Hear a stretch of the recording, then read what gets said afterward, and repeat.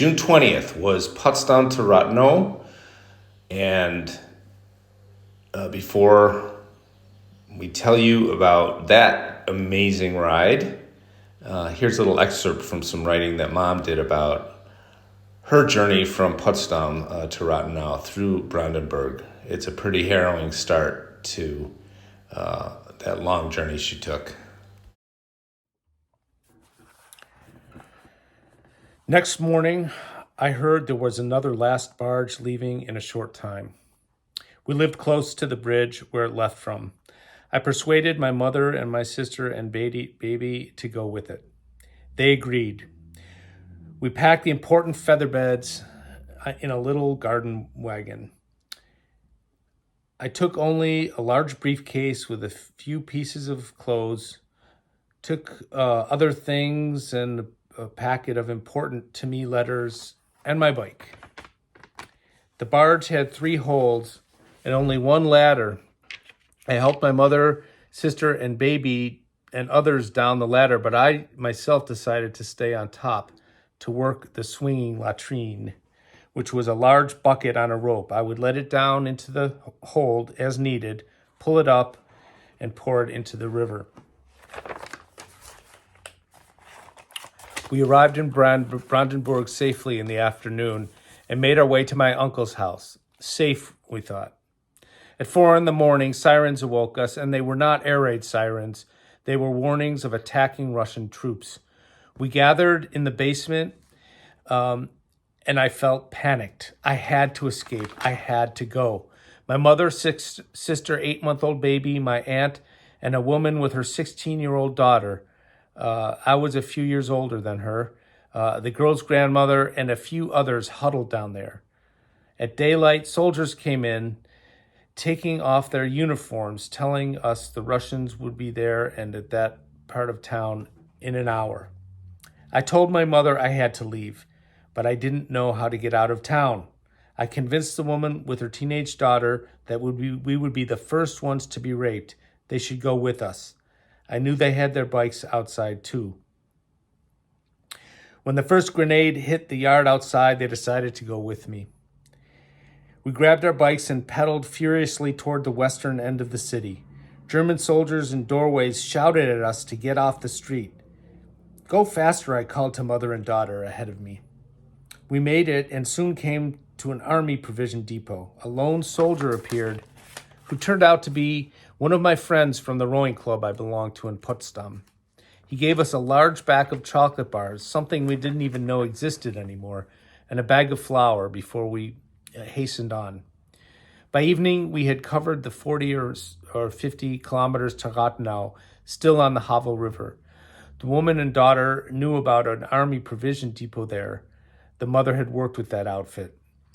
We asked for shelter, and one of the few soldiers there showed us an empty room. The floor was ours to sleep on.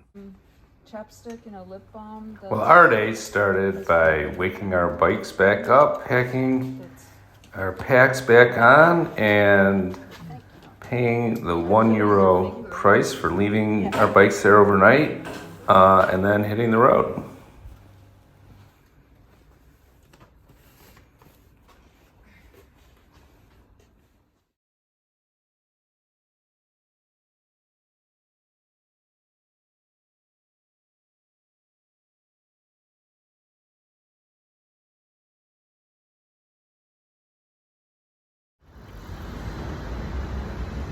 Leaving Potsdam.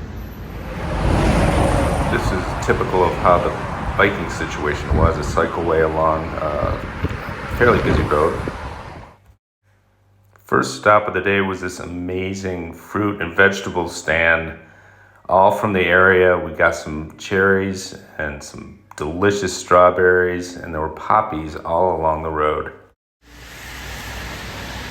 Well, then the rain came, so we hunkered down in Großkreuz in Landbäckerei und Café Kirstein and had some delicious Kuchen, coffee, and just waited until the rain slowed down. Is it as good as Annalisa's? I don't know.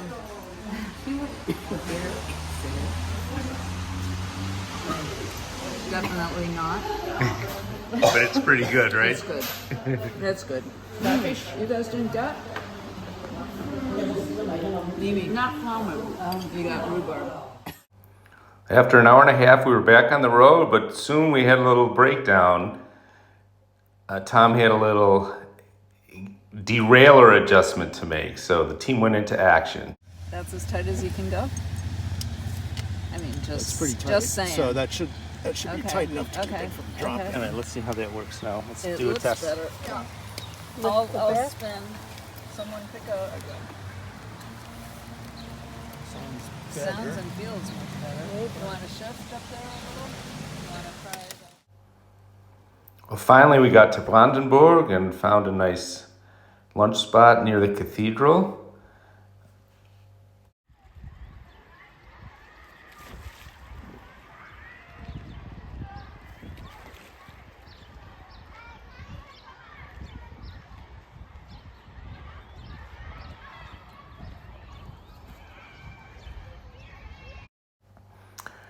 We took some time to enjoy the scenery and then also to take a moment just to check in on how our day was going so far.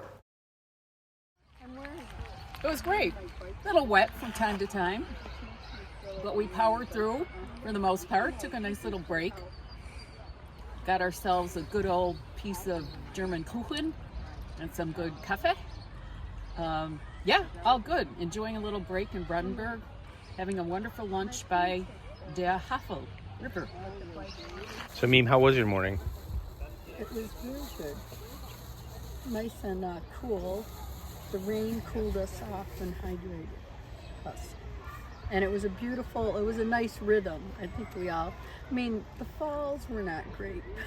But they weren't horrible. They could have been worse, right? Tom, how was your morning?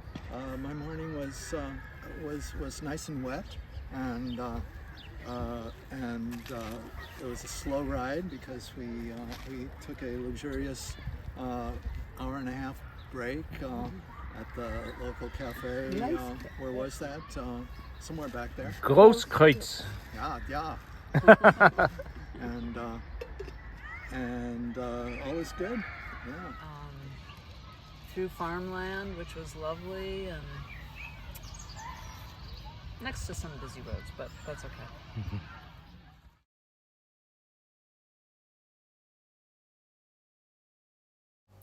This was a rare find, a free public toilet just as we were leaving Brandenburg.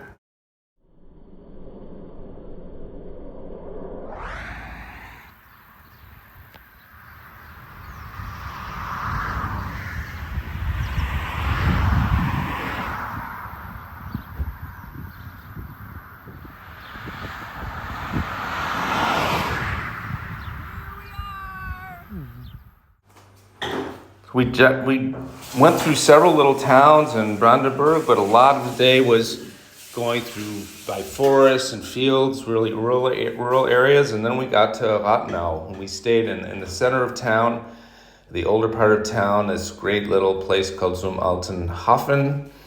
We hung out our clothes to dry, took showers, and then we took a stroll through town, and the real surprise of the day was I got a message through Facebook from our second cousin, Kati Bittmann, who lives in Rathenow and had seen our posts and decided to come find us. So she and her mother, Ingrid, rode around town, finally decided to check me through Facebook, and it was just a wonderful meeting to end this great day.